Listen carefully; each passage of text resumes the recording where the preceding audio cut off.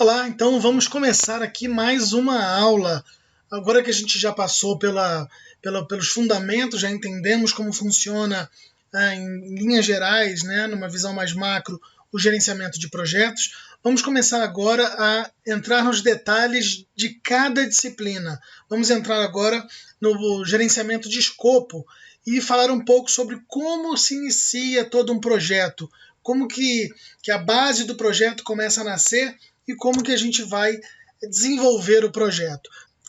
E que tópicos vamos abordar aqui na nossa disciplina de gerenciamento de escopo de projetos? Nós vamos falar sobre a iniciação de um projeto, como é que um projeto nasce, como é que ele é criado, que documentos dão origem a um projeto. Vamos falar também sobre os processos do gerenciamento de escopo de acordo com o PMBOK, né, do PMI. Vamos falar dentro dos processos sobre requisitos de projeto, sobre como definir o escopo de um projeto, como criar a EAP de um projeto, a estrutura analítica do projeto, ou como alguns outros profissionais usam, o WBS do projeto, o Work Breakdown Infrastructure.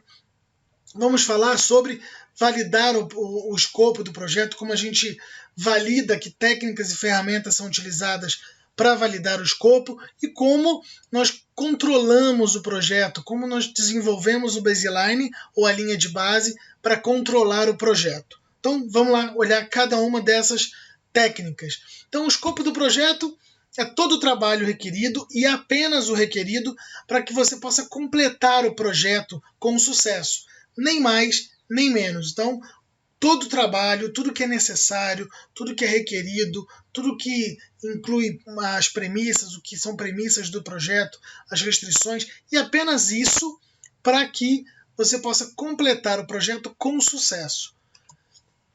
O escopo também do projeto ele estabelece fronteiras, ou seja, como define o que está e o que não está incluído no projeto, ou como a gente usa muito, né, a terminologia, que eu vou sempre citar aqui para você entender como funciona a terminologia usada pelos gerentes de projeto, né, o escopo do projeto e o escopo não incluído do projeto, ou seja, o que a gente vai entregar e o que a gente não vai entregar com o nosso projeto. Eu costumo usar muito esse exemplo em sala de aula, em reuniões. Eu uso o projeto muito simples, o exemplo muito simples de uma casa. O escopo do projeto é pintar a casa. E o escopo, as fronteiras que são estabelecidas nesse projeto, por exemplo, são pintar a casa, né, pintura externa e pintura interna. E o que é um escopo não incluído do projeto? Não vou pintar a garagem, não vou pintar a cerca ou a parede, o muro, o portão, seu escopo não incluído do projeto. Ou, se ele for incluído, você tem que citar no exemplo do projeto, dizendo, vou pintar a parede de frente, a parede do lado de dentro, do lado de fora. A gente vai entender isso em detalhes durante o decorrer da nossa disciplina. Mas, basicamente, escopo incluído e escopo não incluído do projeto. Nós vamos falar também sobre um conjunto de entregas, ou seja, os resultados do trabalho. O que a gente vai entregar como resultado final. Esse resultado pode ser o final do projeto ou pode ser o resultado parcial, em fases do projeto.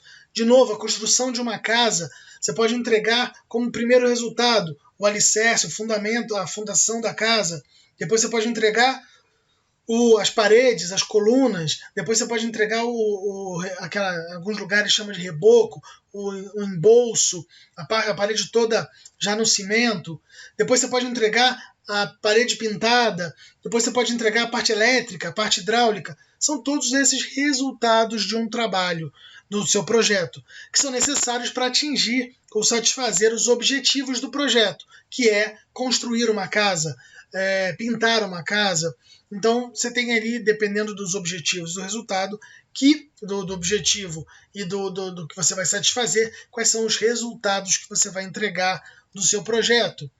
O projeto também deve estabelecer o que será descrito como escopo. Então, o que a gente entrega exatamente em detalhes. A gente vai falar sobre isso também no projeto.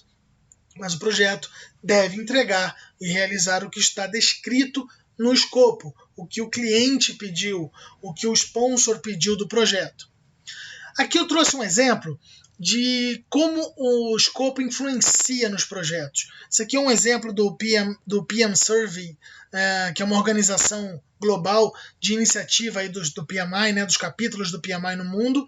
Nós falamos sobre os capítulos lá em Fundamentos, lembra? Se não, volta lá, dá uma olhadinha e você vai lembrar do que são capítulos. São origens de projeto, de grupos de projeto. Então, tem o capítulo São Paulo, o capítulo Rio, o capítulo Porto Alegre, Rio Grande do Sul e assim sucessivamente. Então, se a gente olhar aqui nessa pesquisa, né, como é que o escopo influencia? Se você olhar lá o terceiro e o quarto item, que é o escopo não definido adequadamente, ou seja, não está bem descrito, e mudanças constantes no escopo. Eu quero a parede pintada de branco. Não, agora eu quero ela pintada de azul bebê. Não, agora eu quero ela de verde claro, azul céu. Quando você vai mudando muito o escopo, isso impacta na data final de entrega do projeto. E a somatória desse escopo não definido ou ele mudando muito no decorrer do projeto somam 62% das grandes mudanças. Né? Depois vocês podem olhar aqui com calma, se quiser dar uma pausa, para entender aqui os top 10 aí do que mais impacta o projeto, problemas de comunicação, cumprimento de prazos e assim sucessivamente. Ok? Então, se quiser, dá uma pausa, olha com calma, entende quais são os maiores problemas que acontecem num projeto, para você entender, inclusive, como que se soluciona esses problemas. Maravilha? Mas vamos continuar aqui na nossa disciplina de gerenciamento de escopo. Então, como eu disse, como é que inicia o projeto? Lembra que nós falamos das fases de projeto? Então, só para a gente recapitular, a fase de iniciação, planejamento, execução, monitoramento e controle e fechamento. Então, o projeto inicia lá em iniciação. Lá no início, existem trabalhos a serem feitos desde o início do projeto, lá na fase de iniciação.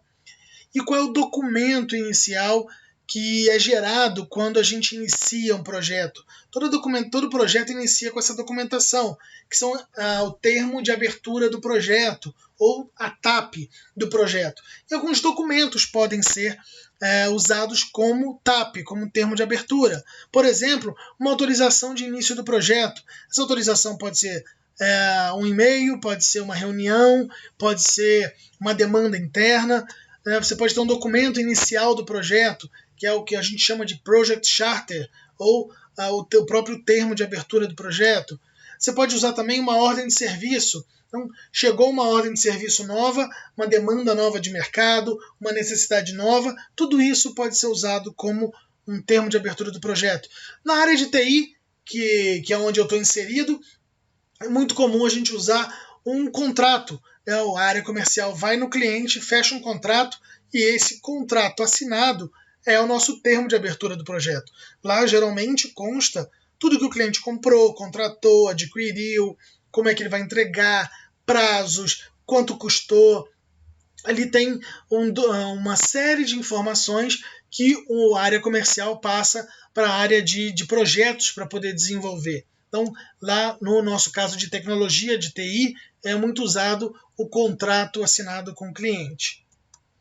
Então, o que tem dentro de um Project Charter, de uma TAP, de um termo de abertura de projeto? Eu vou dividir aqui em duas partes, né, o conteúdo básico, que tem que ter sempre em todo Project Charter, e o que vai ter de conteúdo adicional para você também incluir. Eu recomendo e uso praticamente tudo que eu vou citar aqui para você, tanto de conteúdo básico quanto de conteúdo adicional. Então, presta bastante atenção, eu vou mostrando aqui para que a gente possa seguir aqui dentro do Project Charter. Então, primeiramente, a justificativa do projeto.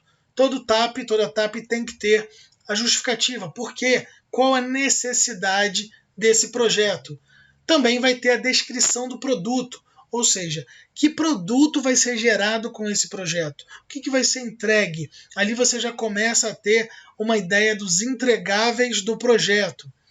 E você tem a identificação do gerente de projetos. É muito importante que tenha quem é o gerente do projeto. Por quê? Porque você, como gerente do projeto, vai ter a autorização, vai ter o empowerment, vai ter o poder de tomada de decisão dentro desse projeto. Então é muito importante que tenha. E claro, quem é o sponsor?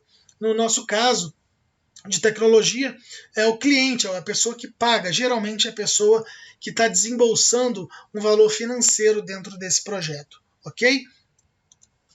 E o conteúdo adicional, o que pode ter, além de tudo que a gente falou até aqui, né? Justificativa, pode ter um objetivo, o gerente do projeto, o sponsor, né? Tudo isso como conteúdo. Agora vamos falar de conteúdo adicional. O que pode ter? Premissas e restrições. Ou seja, premissa, a gente vai falar em detalhes, mas é tudo aquilo que pode ter no projeto. Então, no caso de uma construção, a casa pode ter um jardim de inverno, ele pode ter uma lareira. Não, tudo que pode, tudo que você subentende que pode ter num projeto, nós caracterizamos como premissas de um projeto. E restrições. Restrições é tudo aquilo que deve. Eu, particularmente, como é que eu faço? Quando eu leio o contrato, eu pego aquela Lumicolor, né, uma caneta, um lápis, o que quer que seja, e eu vou marcando tudo que tem a palavra pode e tudo que tem a palavra deve. Porque ali eu costumo pensar as premissas e as restrições do projeto. Restrição é o que deve. Então, quando você vai construir uma casa, o quarto deve ter 4 por 5. Então esse é o tamanho que deve ter o quarto. Então na hora de você levar o projeto para um arquiteto, você tem que mostrar para ele, tudo aquilo que deve, você deve incluir na planta da construção. Tudo que pode ter uma porta saindo para uma varandinha, uma varanda, uma sacada. Então se pode, você pode contemplar, se couber no orçamento, se couber no prazo, no tempo, se couber dentro do desenho, pode ter, senão não é obrigatório. Outra coisa que pode ter também é o sumário do cronograma de marcos. O que é isso? É quando você coloca marcos, checkpoints, pontos de checagem, se você chegou até ali, se você tem um entregável ali. Então, por exemplo, no exemplo da nossa construção de uma casa, a primeira fase da construção é o fundamento, a fundação, né, da casa. Na fundação, qual é o checkpoint, o marco? Fundação pronta. Então você vai furar o chão, vai limpar o solo, você vai iniciar a furar tantos metros, vai colocar a base de ferro, tá? Vai construir ali as colunas para poder encher de concreto. Então, quando tiver com a fundação pronta, você fala fundação entregue, fundação pronta, pode ser um marco. Geralmente os marcos não têm prazo, tempo de atividade, é só um checkpoint, né, e tem uma característica específica que nós vamos ver lá em cronograma, onde você coloca que aquela fase foi concluída. Então, um sumário de cronograma de marcos te ajuda a marcar os pontos de entrega do projeto. Tem também gerente de projeto que chama de principais entregáveis do projeto. Então, depende do nome, mas o intuito é esse, de você colocar a entrega dos marcos, do checkpoint do projeto. Outra coisa, um sumário do orçamento. Então você pode dizer, por exemplo, também aqui no nosso exemplo, que naquele ponto ali de fundação entregue, que iria custar nessa fase R$1.000, R$10.000, você pode dizer que você pode acompanhar se custou 10, que foi o que você planejou, se você, na hora de realizar, você realmente chegou naqueles 10 mil. Enfim, você pode usar como sumário de orçamento. Você pode colocar as organizações funcionais e de suas interações. Então, se você tem alguma organização externa, por exemplo, em determinada fase do seu projeto, tem que ter uma chancela, uma regulamentação de um órgão federal, de um órgão público. Você pode colocar também organizações funcionais ali no seu projeto. Um estudo de viabilidade. Então, eu vou construir, vamos supor que não seja uma casa, seja algo maior e que tenha que ter, vou dar um exemplo aqui prático. Um amigo que construiu uma escola numa cidade do interior de São Paulo, ele construiu a escola na rua principal da cidade. E ele precisava de uma autorização da prefeitura, ali em organizações funcionais, uma licença da prefeitura, porque a prefeitura exigiu um estudo de viabilidade do trânsito no momento de entrada e saída dos alunos, porque ia interferir no fluxo daquela via principal da cidade, a entrada e saída de alunos, porque os pais param os carros, fazem fila. Então, foi exigido pela prefeitura um estudo de viabilidade para a construção de uma escola numa via de uma via principal da cidade. Então, esse é um exemplo interessante para quem é da área de construção civil. Outra coisa importante, conexões com outros projetos. Então, de repente, o seu projeto ele está diretamente ligado a um outro projeto ou outros projetos. Então, o meu projeto para ser feito, eu preciso que um outro projeto finalize ou me entregue para que o meu projeto possa continuar ou possa ter início. Então, isso pode ser um caso real. Vou dar um exemplo aqui de um projeto que eu participei. Para um projeto de implantação de uma tecnologia, tinha que ter um projeto da construção de um data center e tinha que estar pronto aquela fase do data center para que eu entrasse com o meu projeto de instalação de servidores. Então, isso é um exemplo para quem é da área de tecnologia. Então, você tem que ter as conexões com outros projetos. Isso pode ser importante. Responsabilidades do cliente, muito importante que você coloque, principalmente quando o seu cliente interage com o seu projeto. Ele interage participando, às vezes, efetivamente, de uma fase do seu projeto. Então, extremamente importante que você coloque as responsabilidades do cliente. Critérios de aceitação do produto. Então, quando você quebra o seu projeto em fases, é muito interessante que você coloque os critérios de aceitação. Volto no nosso exemplo da construção da casa. Então, você construiu a casa, subiu as paredes e pintou. É muito importante que o cliente venha e aprove, tenha ali um critério de aceitação para até que aquela fase seja homologada pelo cliente. O que você evita com isso? Que lá no final da sua entrega do seu projeto, do seu produto, o cliente diga assim, não era isso que eu queria, não era bem assim, né? Se eu soubesse, eu não tinha pintado a parede dessa cor. Então, é muito interessante que você use esse critério de aceitação do produto para que esteja claro, tanto para você, para a sua equipe, para o sponsor e para o cliente, a entrega sendo feita de acordo com aquilo que ele realmente esperava. Relatórios de acompanhamento, talvez seja interessante incluir no seu Project Charter que tipos de relatórios de acompanhamento durante as fases do seu projeto serão entregues, para que o cliente possa acompanhar e saber o que está acontecendo dentro do projeto. E outra informação disponível, daí depende de cada projeto, depende da necessidade, aí vai da sua experiência, do seu feeling durante o projeto, para que você, conversando com o cliente, você coloque alguma informação que seja necessária no seu Project Charter, ok? Então agora vamos olhar um pouco sobre restrições do projeto. Como eu disse, restrições é tudo aquilo que deve conter no projeto. Geralmente quando você conversa com o seu cliente, no kickoff do projeto, na iniciação do projeto, você levanta essas informações, além do que pode estar escrito no contrato do projeto, né, quais são as restrições do projeto. Tem alguns exemplos aqui de restrições. Por exemplo, não deve ultrapassar 10 meses. Então, se o seu projeto tem como uma restrição o prazo final, a entrega do projeto, por exemplo, um show, né, que ele tem data para acontecer, um carnaval, por exemplo, aqui no Brasil, né, onde você inicia o projeto numa data específica e a data final é o dia da escola de samba. Então, isso deve acontecer muito em projetos da escola de samba, para construir lá os carros alegóricos, para construir as roupas, as fantasias. Então, ele não deve ultrapassar a data X, que é a data do projeto final, que é o dia do carnaval.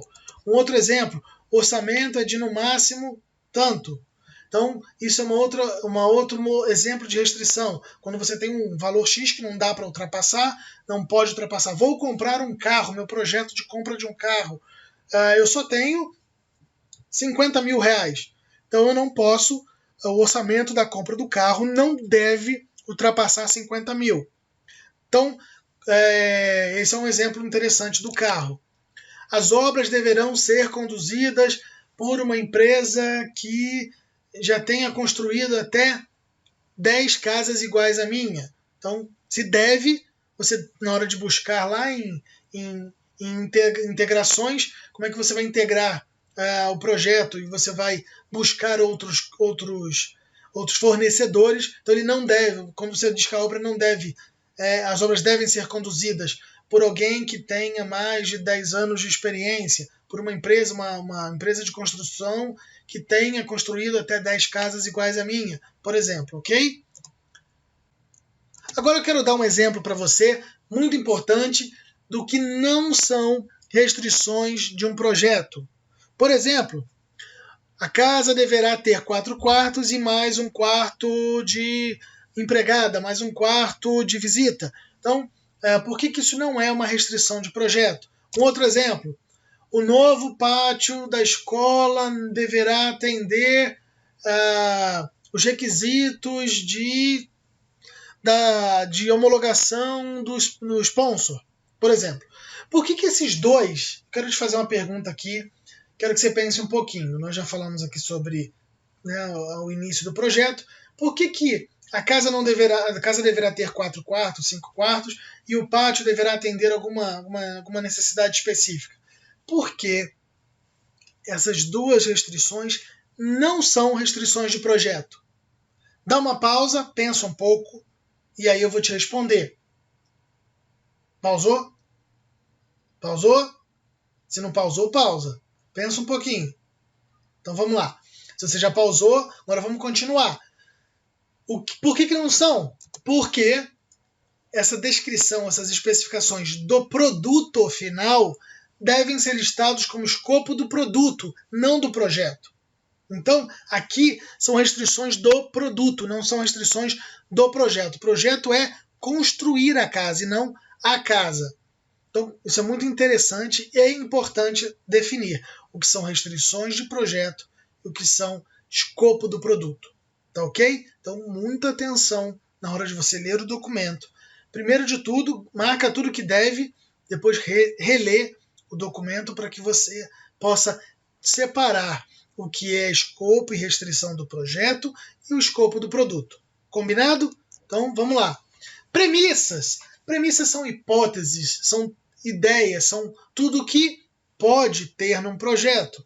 Então, vamos lá, algumas ideias de premissas. É tudo aquilo que pode ser verdadeiro, real ou certo num projeto.